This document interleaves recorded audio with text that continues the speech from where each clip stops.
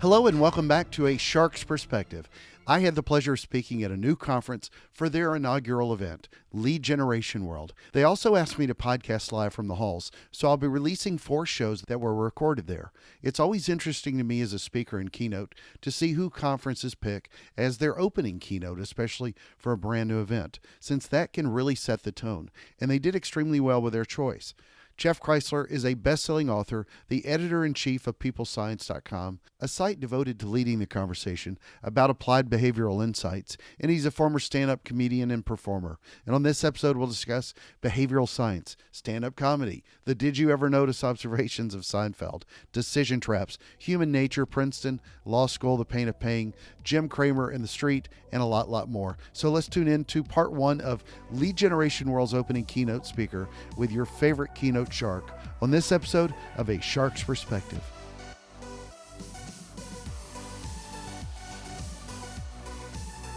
So, Jeff, thank you so much for joining us on A Shark's Perspective live at Lead Generation World. Tell us about your background and your career to date. Thanks for having me on, Kenneth the Shark. I feel like I should place bets for the Super Bowl with you.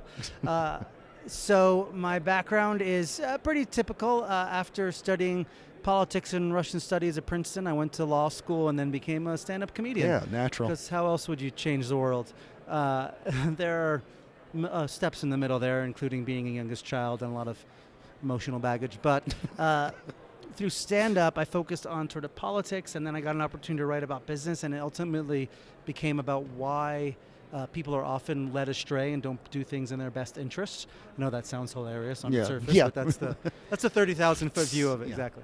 And I got an opportunity to write a humor column for Jim Cramer's TheStreet.com. Yeah.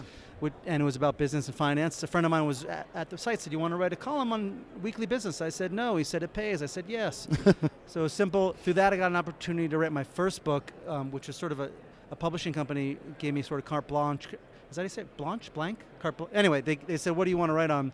I wrote a book called Get Rich Cheating, which is a satire, and it was about steroids and Enron, and our president was in there, and basically how people sort of flaunt the rules, scam, get their way to the top, and also why people make poor decisions with their money and are fooled by these things.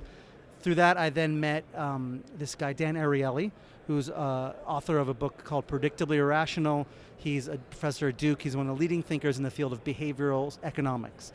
He invited me to talk about cheating at his class in Duke. I talked about it in character, and I basically told Duke graduate students that they should cheat because cost-benefit analysis, no one gets caught, benefit is millions. And anyway, I'm making a long story short, but through that I was introduced to Dan's work and the field of behavioral science, and it was a light bulb moment for me because I had sort of had, in all of the things I'd learned and all the work I'd done, had this sense of basically money messes with our heads and makes us do stupid, irrational things, and then I discovered there was a field of science dedicated to researching that. Dan and I worked on a few projects, and then in 2017, the end of 2017, we put out a book called Dollars and Cents, which was all about financial decision-making, behavioral science, the emotions, why we make the dumb, irrational decisions we do, and how to do better. It was fascinating. So it kind of gave myself a crash PhD in the field, or maybe a master's. And through that, then I'm getting an online PhD. Yeah, exactly. Well, some of it was in person, but it was definitely not structured like normal. But I studied the field, and as the publication was approaching, I wanted to figure out how I could continue sort of evangelicalizing for this field as a tool for helping people. Not the silver bullet, but one tool in the toolkit for solving people's personal, professional, organizational, even societal ills. And I got an opportunity to run PeopleScience.com, which is my main thing right now. It's a website dedicated to the future of applied behavioral science, how this field can impact financial decision-making, healthcare, design, loyalty, motivation, ethics, and it's been a real joy, and so I do that now, and I also go and I speak to organizations and conferences about this field that's growing and booming, and depending on your perspective is either emerging or has emerged. Well, I had the pleasure of hearing you speak and drop a few good jokes in there this morning. Let's dive in a little bit further on your background in comedy. Sure. You know, what made you do it for a while and stay in it, and then what made you get out of it? Putting aside the psychological motivators, what was fascinating to me about comedy was it was something where you could talk about any topic, and the only rules you had to be funny, where you could make topics and conversations that might seem difficult or uncomfortable easy by being funny, whether it was politics or money or even religion, whether it's in a comedy club or just around a dinner table. Using humor as a way to connect, and there's a whole little field of research on that. And I just found it so fascinating that, like The Daily Show is a classic example. People say that's where people got their news, but that you could, through being funny, bring people into a conversation that they might not otherwise join, and you could convey information they might not otherwise be ready to listen to. Excuse me. And as I reflect back on then the pivot to behavioral science, a comedian that Jerry Seinfeld, Larry David type says, "Hey, you ever notice people do this stupid thing?" And a behavioral scientist says, "Yeah, and this is why." Yeah. So there's a very yin-yang relationship, and I found in the field, comedians and behavioral scientists are both sort of that fly on the wall, observing human nature and sort of chuckling about the absurdity of it. The behavioral scientist is just a lot more focused on taking the data. The comedian just wants the joke and the free drink.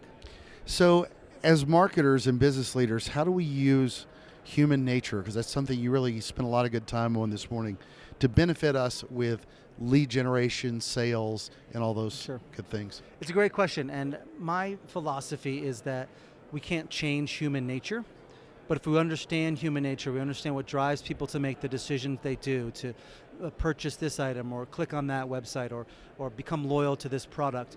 If we understand why they do that, the behavioral science, the underlying emotional drivers, psychological drivers, then we can create systems and environments and products and services and ways of communicating and marketing and interacting with folks that helps them get to better outcomes. Essentially, I like to say that if we understand human nature, why people are doing what they do, then we can go to where they are instead of fighting so hard to bring them to us. I think in so many fields, whether it's marketing or financial decision-making or healthcare decision-making, we bang our heads against the wall and say, why aren't people taking their medication? Why aren't people saving for retirement? Why aren't people clicking on this link? And we try to say, look at you, like you should do this. This is the thing, look, come on, it's obvious. And we try to convince them of our perspective, whereas if we understand their perspective, what's really driving them, whether it's a fear or whether it's, it's an easy decision or an uncertainty, then we can create a whole system for them that's going to fit them much better. We're going to become more advisors and salespeople, become close to them, build relationships and trust. And I think that it's a great, for the future of sort of any business, we have all the data, right? We know where people are looking on the screen, what they're clicking, we know their numbers, but then what does that translate to into real behavior? And that's where I think the science can help us make a future that's more designed for better outcomes. Are you running into a lot of conversations today? I mean, because when you think of the person that followed you after your speech was talking about AI. So much of it's that intersection. I think behavioral science is setting it up to we know what we can do to help trigger people, but a lot of times it comes down to the conversation is AI so much better than what we do as reading people. What are your thoughts on that? Well, AI is interesting, the relationship with behavioral science, and I don't think needs to be a conflict between the two. I think you approach AI, some might say it's a computer versus it's a human in behavioral science, but the AI is based upon human behavior. Exactly. I saw, a fascinating talk about it had to do with kids and how they drew, and the development of AI is based upon what behavior has been sort of observed. And there's a lot of talk about bias in AI comes out. Oh, absolutely. And it's because the programming is by human. It's based on human behavior. So I think that there's room for them to coexist, and I think really the future is for them to coexist so long as the people designing the AI or the data going into it or what they're drawing on has at least a moment where they recognize that human element, that uncertainty, that psychological drivers, and the fact that sort of what the mass of people are deciding today may change as they interact down the road, that we humans are sort of fickle. But AI is incredibly powerful. If you can capture what 60% of the people are going to do, that's a lot better than just guesswork. So there's I think a symbiotic is maybe not too strong a word, but there's a relationship between the two fields, I think, that should blossom.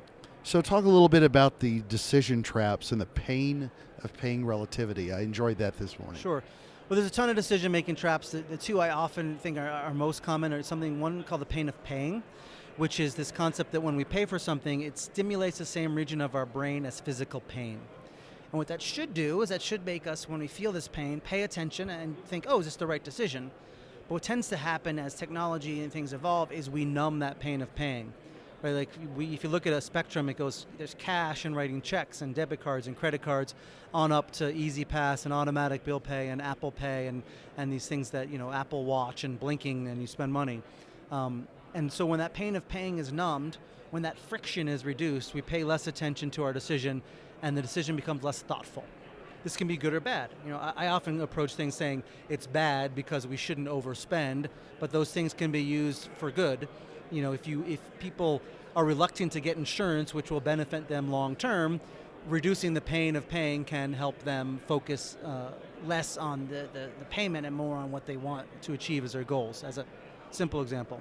The other one that you mentioned is relativity, which is just, when we don't know what is the right choice, one thing we often do is we compare two options, even if they don't really compare. The example I often rely on is a sale price, right? A $100 sweater that's been marked down to $60, you're going to buy because you compare a $60 sweater to a $100 sweater that doesn't really exist, but you're like, oh, this is the right choice. It feels good, right? Emotionally, instead of having to figure out, oh, should I pay $60 for a sweater? You're like, well, I know 60 is less than 100, so yay, dopamine rush. And that relativity, that comparing things happens all the time. New products and services. Think about cell phone plans, right? When you buy a cell phone, there's all the features of the phone and there's all the plans, and it's a massive thing that's hard to compare, so we end up sort of coming back and comparing a price, right, as an easy substitute for what we really want.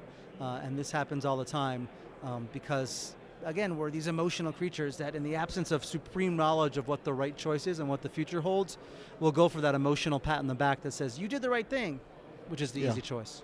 Well, I'm going to fudge the numbers, as you say, because I can't remember the exact example, but the one that I really enjoyed as well was we were talking about people not arguing over these $100,000 deals or something like $600,000, yet we'll spend a ridiculous amount of time arguing over 2 cents on something. I forget exactly what the example was, but kind of explain what you meant by that and that setup.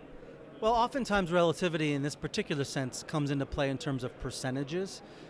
Like we will think that, we're buying a house, right, for $600,000 with some work on it, and someone says, hey, you want this $5,000 built-in whatever. And for many reasons, we're sort of overwhelmed, but part of it in this case is $5,000 off of $600,000 seems like a tiny percent, right? It's less than 1%. Then we go to the supermarket, and in order to gain a sense of control over our lives, we see, organic tomatoes are 15 cents more per pound. Yeah. And that feels like a bigger deal, because in our mind, we're like, well, if we did that 10,000 times, it would add up to, still wouldn't add up to the 5,000. What just happens is we often focus on the small decisions as opposed to large ones. And when people ask me for advice regarding personal financial decision making, I often suggest that they flip that on the head. It's those big purchases, the houses, the college, the cars, the ones that feel so overwhelming and at some point you just want to get it over with, that you actually need to just keep on fighting and going through that discomfort and look, because those are the big amount. Think about the absolute dollars leaving your account. That's the ones you should stress about. The little ones, the $5 latte, the Susie Orman $5 latte, the organic tomatoes, don't stress those. Yeah. Think about it now and then, but that shouldn't be a daily stress. And just prioritize. Well, they're doing all that math for the organic tomatoes on the $1,000 iPhone calculator app that they wasted their money on. Right. So, well, go into fairness and effort and how we should exhibit that. I was sort of really thinking about that, about how people pay based on when they think a company or person has expended a lot of effort on it. But how as marketers do you think we should apply that so that we can show customers it's worth the value we're spending on it? Right. Yeah, well, people often judge the value of a product or service, or really just a decision, based upon what effort they see go into it. Again, in the absence of being supercomputers that know what something's worth, it's, what does it look like? The classic example is the locksmith. Right off the top of your head, can your listeners tell me what they should pay a locksmith? Mm-hmm. Probably not, unless they've been locked out a lot. Mm-hmm. But a locksmith that takes an hour to open your door and breaks locks and swears and sweats, people will pay that person more than one that opens a door in 2 minutes because they see that effort, when really you're paying for incompetence.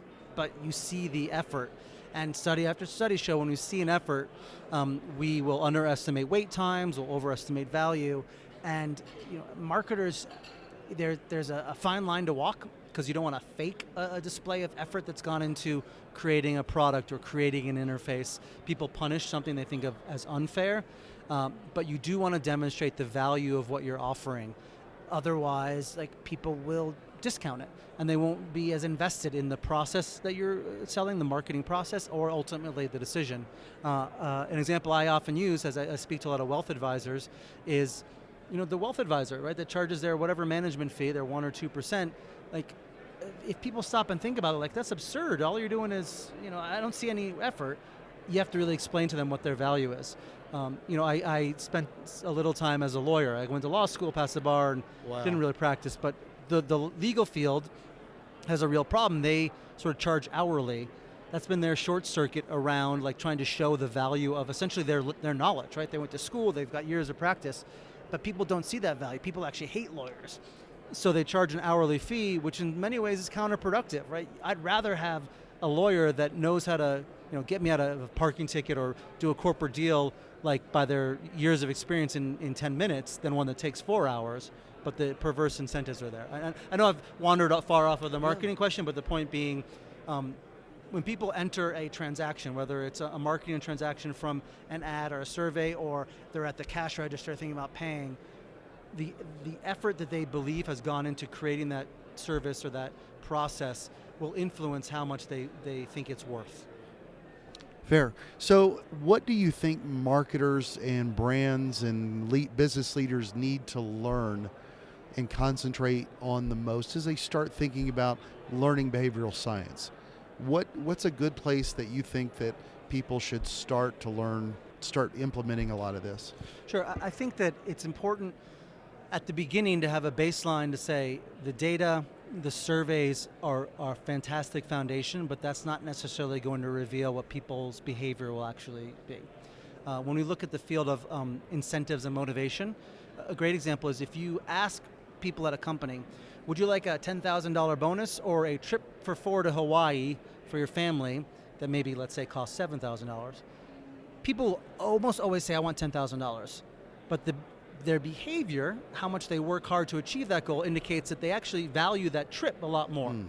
There's a lot of reasons why, I won't get too in the weeds, but the point being their survey answers don't match their behavior. So at a bottom line for people, marketers and designers of programs, is to, when you get your survey data, you get any kind of data, stop and at least take a moment and say, okay, this is great, but what does this really mean in terms of future behavior? What they say they want to do, are they showing that behavior? And if there's a disconnect, then you start digging into the reasons why, the psychology. There's a ton of principles in behavioral science that apply. We mentioned a few, pain and pain, relativity, et cetera.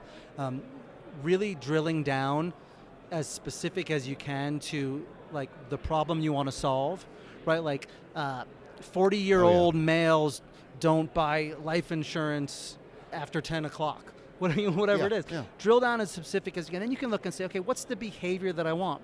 What are the barriers to that behavior? And how can I reduce those barriers? The more specific you get, the better. I should just sort of back up and say, as this field is emerging, there's some concern that people will approach it like it's off-the-shelf solutions, off-the-rack. Yeah, it's absolutely. not. No. It's all context-driven. You've got to test and pilot and experiment. But if you start to understand your customers or your leads, whatever the term you use, the more you understand who they are and where the problems is in their interaction with you, then you can start to say, okay, here are some potential solutions, and you could hire a behavioral scientist or experiment and test and lead. Yeah, I couldn't agree more, because I thought that was a very powerful point, in particular because so many conferences, they want somebody to come up and give, tips and tricks and hacks, and the idea that you could take behavioral science and think it's a cookie cutter approach cannot succeed, should not succeed, because it's got to be individualized to that person's business and how their customers are actually reacting, as opposed to something to get 3 more likes on Facebook. So, Yeah. well, Jeff, it's a special time of the show where I start to ask my closing questions. Uh-oh. So my first one is, you're on a shark's perspective. My nickname's Shark. What is your favorite kind of shark and why? I think my favorite kind of shark is probably a hammerhead shark. Probably a common answer, but I just feel like he's got a backup plan. If being a shark doesn't work, he could be a carpenter. That's one of the best answers, though. So, Jeff, are you ready for the 5 most interesting and important questions you're going to be asked today? I am. All right, number Not, 1. but I'll take them anyway. Number 1, use this several times in your session this morning. Chicken or fish? Fish. All right, number 2. Midtown Manhattan or downtown? Downtown. Well, downtown Manhattan 10 to 15 years ago. Now, maybe. Yeah. Traffic hasn't been good in Midtown for... It'll never be good in Midtown. True. Number 3, Jerry Seinfeld or Larry David? Oh my God, they're the same, basically. I think Larry David. Why so? Appreciation of I, stand-ups that don't make it, that as don't famous make it. people. He still got paid. Yeah, no, he did fine. That's the thing. We can And he does a divert better to the Bernie entertainment Sanders industry. Yeah. impersonation than Jerry. Yeah, definitely a better Bernie Sanders. There's something, I think, powerful about being behind the scenes. I mean, Seinfeld is one of a very small handful of people that have who he is who he has to be in public. Yeah. Larry David, maybe not anymore because after Curb Your Enthusiasm, but in general, like he could come out with some totally different thing he wanted to work on and it could fly. Seinfeld couldn't come out with like a piano concerto. Right. Although right. Steve Martin did it, right? Well, that's true. Anyway. But he played the banjo before, so. I would take either one of their careers and Yes. only Jerry's hair. Yeah. Number 4, or what's left of either of it. So number 4, because you brought this one up this morning, Picasso or, it's a good New York question, a character artist. Sorry, what if do you the mean money was the same, Uh-huh. if the money was the same, if the price of the artwork was the same, and you could have it done for you, who would you want drawing your picture, Picasso or a character When you say artist? character, you mean like those guys in Times Square that draw like the big head and the little body? I mean, like it's got to be Picasso, but in this case, I feel like that you're challenging. What if I found a character artist and said, "Be better than Picasso"? See, I would take the character artist because if I had Picasso drawing my pictures, I'd have like 3 eyeballs and oblong head, and Number 5, and the most important question you're going to be asked today is biscuits or cornbread? Cornbread.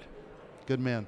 All right, so Jeff, where do you want people to find out more about you, get a copy of the book, and so on and so forth? Sure. Well, first, peoplescience.com, and second, Jeff Kreisler. That's Kreisler. That's my website, and my Twitter handle is Jeff Kreisler BS for behavioral science and the other meaning.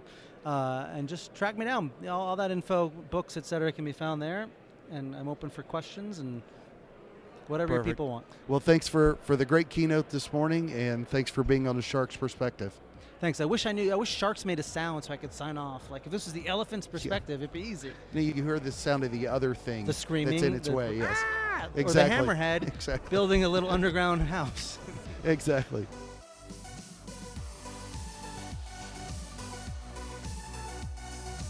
So there was my conversation with Jeff Kreisler, a best-selling author, the editor-in-chief of peoplescience.com, a site devoted to leading the conversation about applied behavioral insights, and he's a former stand-up comedian and performer. Let's take a look at 3 key takeaways from my conversation with him. First, as I said, I always think it's interesting to see what kind of opening keynotes conferences bring in to speak. They often really set the tone.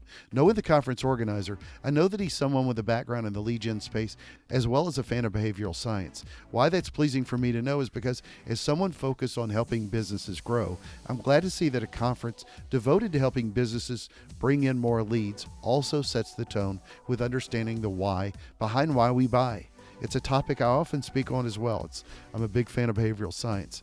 Second, enjoyed how Jeff points out that we should think about why we focus on small decisions as opposed to the larger ones. We discount thousands of dollars extra that we spend on home purchases, cars, hundreds extra on an iPhone, for example. However, we'll spend a lot more time nitpicking and focusing on the little extra bits spent on one type of tomato, per his example, or a gallon of milk than the bigger purchases.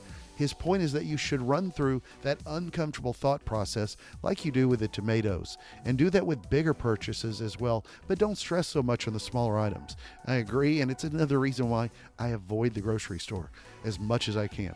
Third, we can't change human nature, but the better you understand the underlying why, you can create conditions that help people get to better outcomes. You likely spend so much time in business trying to convince people of what you think, but wouldn't they react better if you truly understood how they think and what will make them come to you?